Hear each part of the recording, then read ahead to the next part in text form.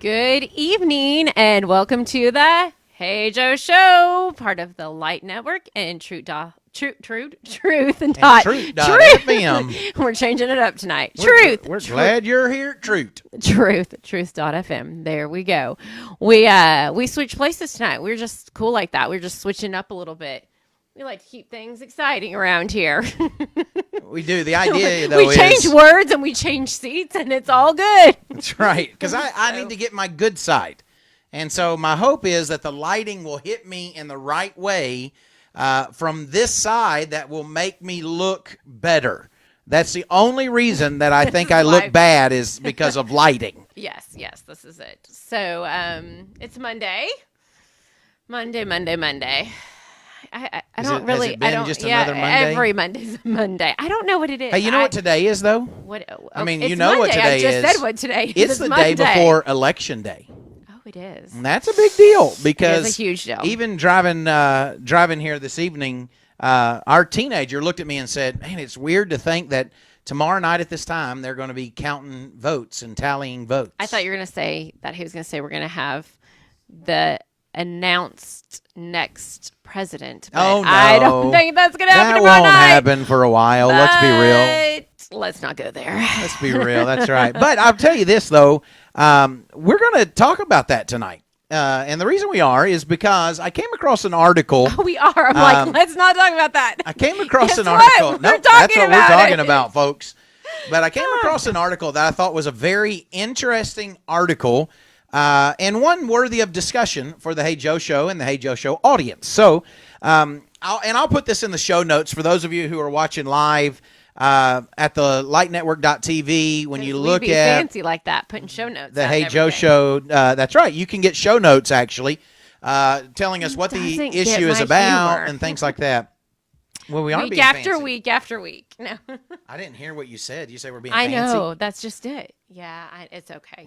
He gets on a roll, and I try and be funny, and it doesn't work.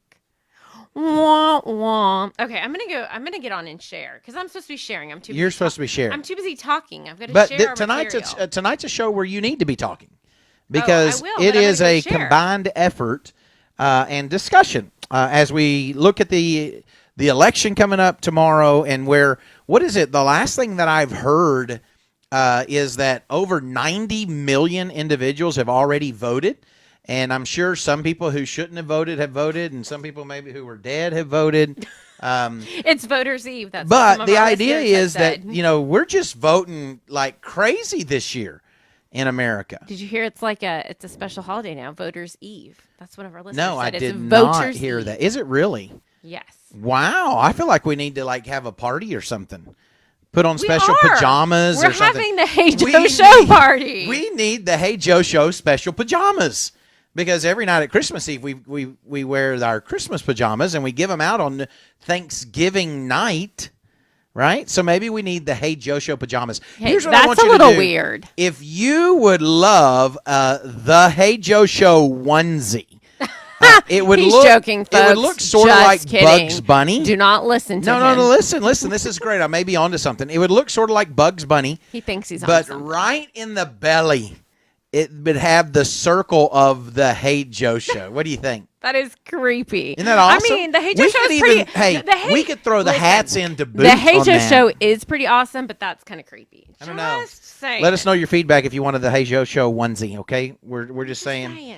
But anyhow, it is interesting because this political season, and while the Hey Joe Show is not meant to be a political talk show, although that would be a neat show for me to have too, a political talk show from a Christian worldview.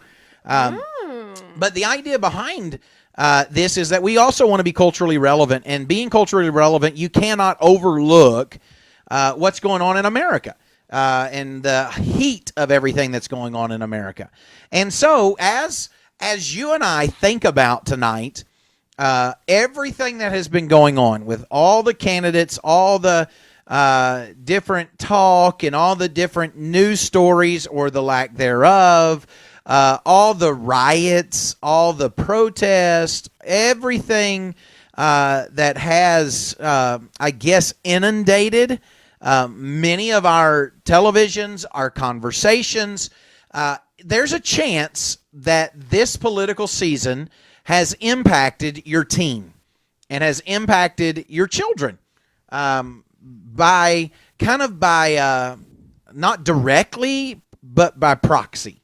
Well, this is true because I had a friend just mention to me this morning that her 10-year-old son is scared that there's going to be more rioting after the elections tomorrow. 10 years old, and this is what they're scared about. And you think about everything that's been building up to this was individuals who are not happy, they go out into the streets, and we're not talking about peaceful protest. We're talking about crashing through buildings, stealing stuff, burning things, hurting the police, things along those lines. And so it would make sense that as the news stories and as the talk is about all of that that's happened, and then there's being talk about what will happen tomorrow night and possibly the night after that, depending upon the outcome.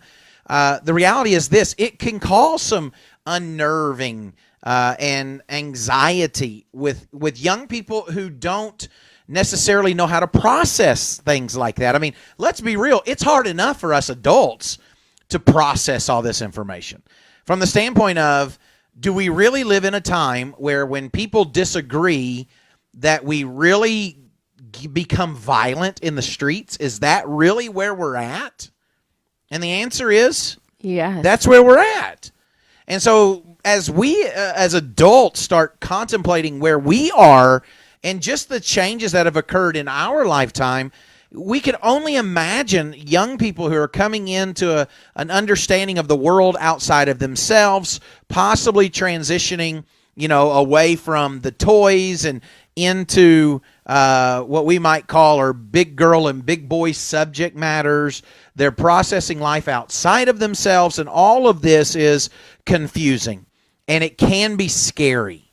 And so when you think about what are we supposed to do as parents to help teens, and of course, if you're a teenager watching this tonight, we want you to understand something, that no matter what happens in the coming days, that God is still bigger than whatever happens. That no matter how bad it gets, God is still better and God is still good. But what we need to understand is that people still struggle with sin. And as people get further and further away from God's word and further away from an acknowledgement that God exists, then we're going to see continual evidence of humanistic worldviews play out. And humanism says that if you as a human believe that you should do something, that you should push that forward because you have judged that it is morally right. Now, it's interesting that what they will say is that your rights stop at somebody else's rights, but that only works if everybody agrees with you. Then your rights don't stop at other people's rights, because if that's the case, then tell that to the business owner whose store has been looted, right? And so, young people, what we want you to hear tonight is this: God is still bigger. This world is still saturated with sin and with a desire to sin. And this world is not heaven. And so when God decides to send Jesus back, he will deal with all of this. But in the meantime, you and I are supposed to be faithful and supposed to trust him. He never promised that there would be peace across this world in the sense of human to human, that there would be absence of wars. The only peace that comes is because an individual is washed in the blood of the Lamb, is baptized for the remission of their sins. Therefore, they have heaven as their home with a present hope, with a future reality. Right? Now, we want you to hear that. But parents, tonight, we really have to struggle with this question: how do I talk to my kids about this stuff? And what about when they hear me talking about it? You see, maybe this episode should have happened a little earlier, but the reality is this: whatever happens, there's going to be talking points. There will be talking points tomorrow. And so here's this article. I thought it was interesting. The article was entitled, How to Talk to Kids and Teens About Misinformation. And I just thought that was interesting because in a day and age of politics, sometimes it's hard to weed through everything. And unfortunately, our bias is it bias or biases? Bias is. I think it was somewhere in the middle. Our biases. Our bias. I'm teasing. I know what it is. It's bias. Sure you do. Our bias comes into play. And so what happens is, even in talking to our kids, sometimes we forget to help them process it. And we kind of just dump all of this information, and I will call it adult level information because of the subject matter. And so here's point number one. Point number one is this. I feel like I need this should be like our whiteboard, and I should be like writing the notes as you say it. So point number one is this, that whatever you talk about and how you talk about, first and foremost, be age appropriate. Be age appropriate.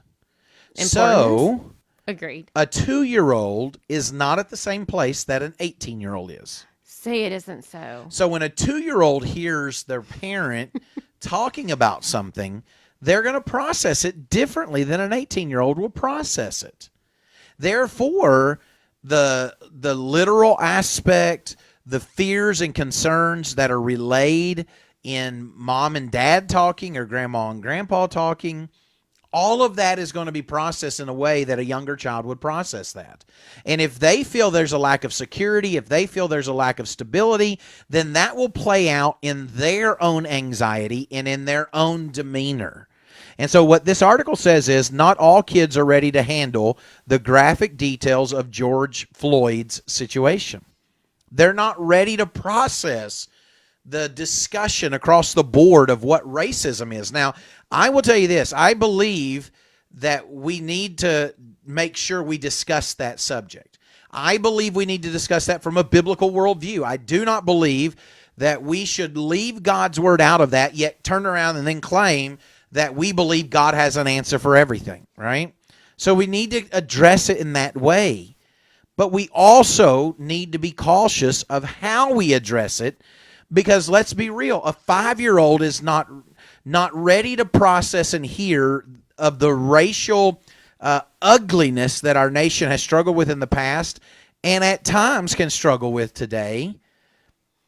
They're not ready to process all the details of that. And so as parents, we've got to make sure we address it in an appropriate manner. But I will leave the 2-year-old and the 5-year-old and say this. Not every 13-year-old is ready for that. Not every 15-year-old. Not every 18-year-old.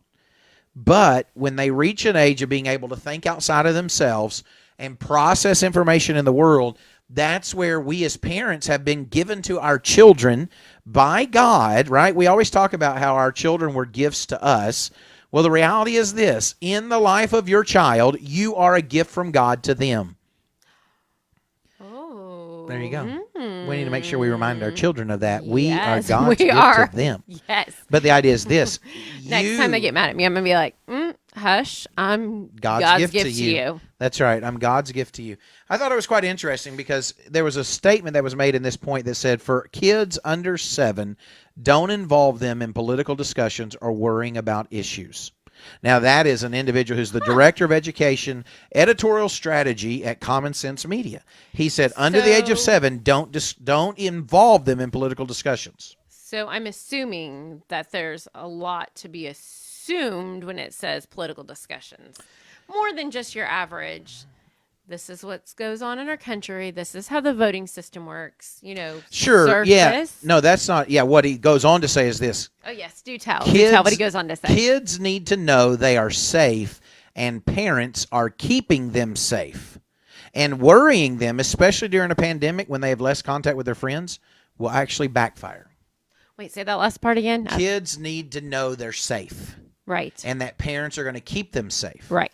So if we dump all this information on them that relays that we're not safe, then the kids will process that in a manner that actually hurts them. Makes sense. Does that make sense? Makes sense. All right. So point number 2 is this, because we got to keep moving. Point number 2 is this. Don't sugarcoat it, though.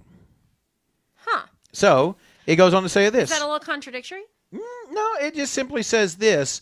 They can digest information without spiraling into anxiety and worry, especially teenagers, right? Mature kids. Lying won't help kids who undoubtedly find out the truth elsewhere. So if the parent says, oh, there's nothing going on, no political unrest, there's no issues of individuals who are protesting, the idea is this: what happens then when your child finds something else out?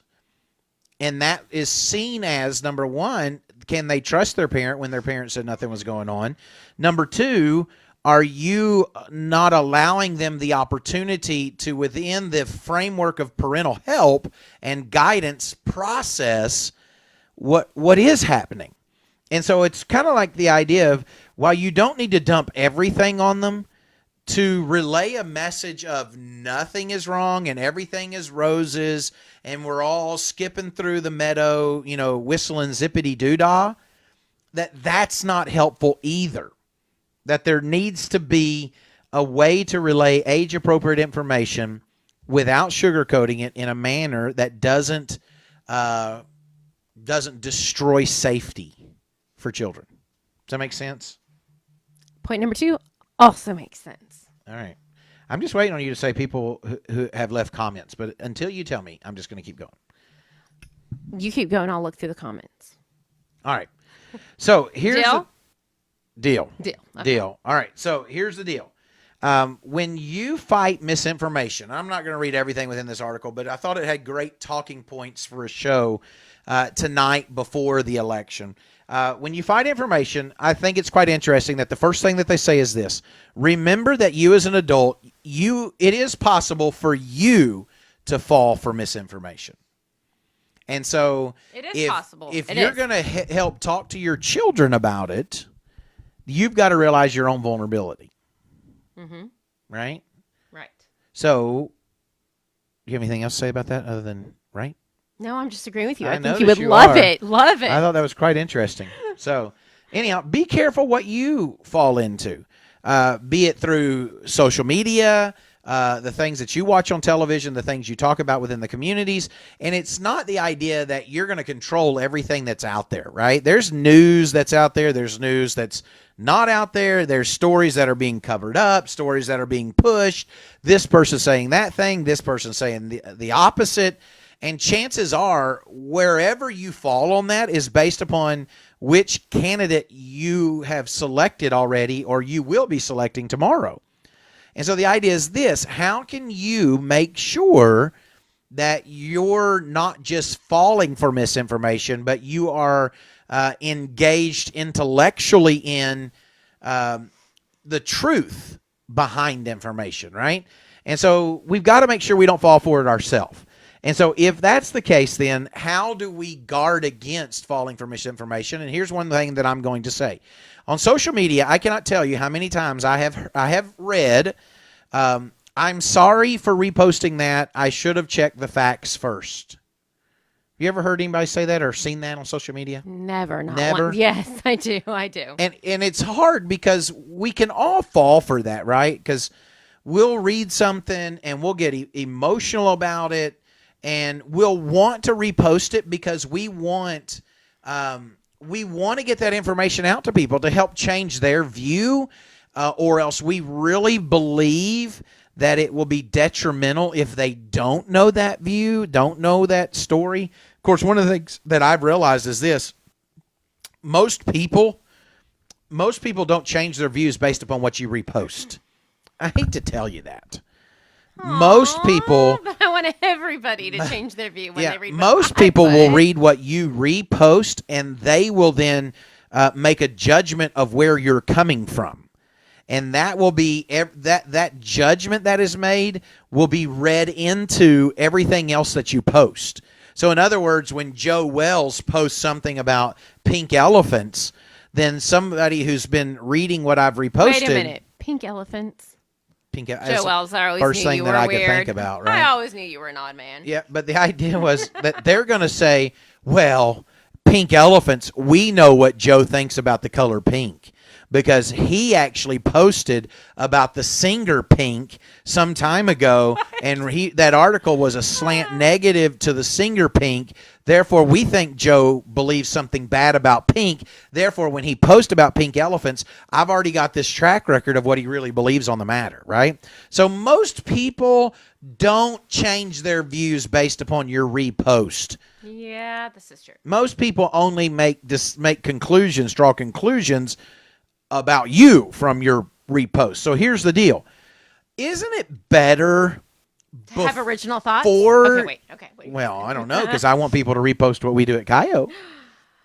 Yeah, and the Hey Joe Show. Repost our original thoughts, everybody. So, but the idea is this. Isn't it wise to kind of stop and process the article that you read or the statement that you read, and then maybe do a little research on it before you immediately turn around and hit share? Oh, Joe, or that would take effort and work. And it does. Forethought. Right. But here's the deal. Most teenagers are on social media. Not all, and I know that we have some viewers of the Hey Joe Show and listeners of the Hey Joe Show who are not on social media. But can you imagine your child seeing what you repost on social media only to find out that their parent reposted something that was misinformation?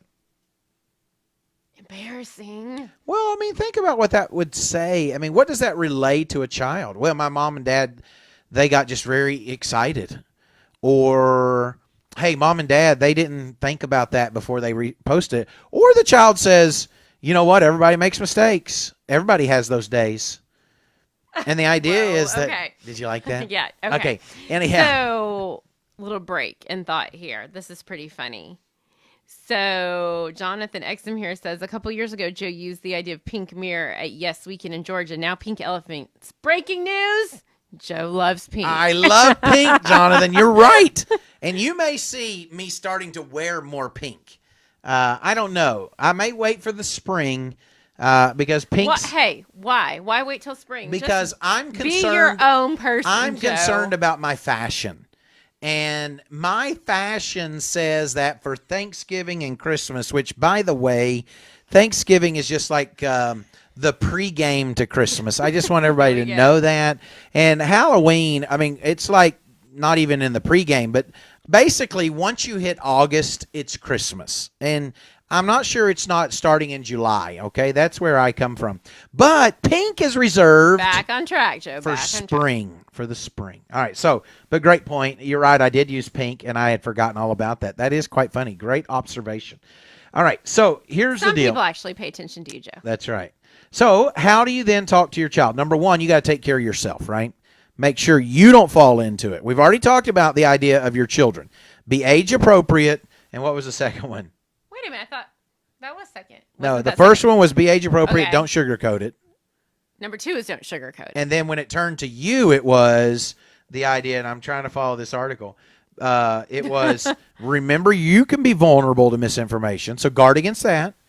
And be careful of what you repost. Are we still on point 3 or are we on point 4 now? Because, no, we did 2 and 2. 2 and 2. How to talk to your kids. What do you guard on your own? That's right. So there you go. So anyhow, the article has more to say on that, but we're not going to read through it. Like I said in the show notes, you can go through that article. You may our like friend it, Nathan has made a couple funnies here, so I can't let it go. Okay, when you're What'd you talking say? about the onesie, let it go. Let it go. Okay, go ahead. Wait, do we have a vote for the Hey Joe Show onesie? Yes. Boom. He said a pleated onesie. Oh, and for those of you that go back to 2016, let's not even go back to those pleated pant days. Anyway, you know what I'm talking about. If you listen to the show in 2016, you know what I'm talking about. Hey, we just moved but not just that. Now he says pink pleated onesie. Oh, I don't know. That puts you in the category of a bunny, like a bunny Easter bunny or something. Well, you're talking about Easter. This is perfect, Joe. Well, I'm talking about Bugs Bunny. It's gray, fitting with the gray hat. That's what I was thinking. But I'm just saying, hey, we can rock the Hey Joe Show onesie. And if I can find somebody who can make those, you may see that happen. I'm going to get a stool taller than this microphone next week. I think you should. And I'm even slumping so that you do not look short. I am short, Joe. There's nothing we can change about that. Anyhow, there's more to say on that as far as how to talk to your teens about misinformation. But just be aware that they process things different than you process things, but how you process them impacts how they process them. And so just be aware of that. No matter what happens tomorrow night, no matter what happens in the coming days, just remember that how you as an adult handle it, you're going to impact how your children handle it. So basically, if you don't like the outcome, go in a closet and scream, and then come out and smile and say it's all going to be okay. And I would say this. That's right. Make sure, though, whatever message you relay that God is still in control.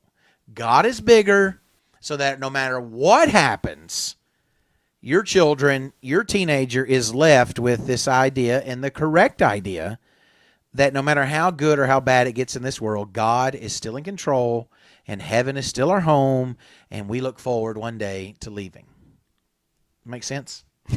Yes. Sorry, that just threw me off about how you did we look forward to leaving instead of going there. Like the earth.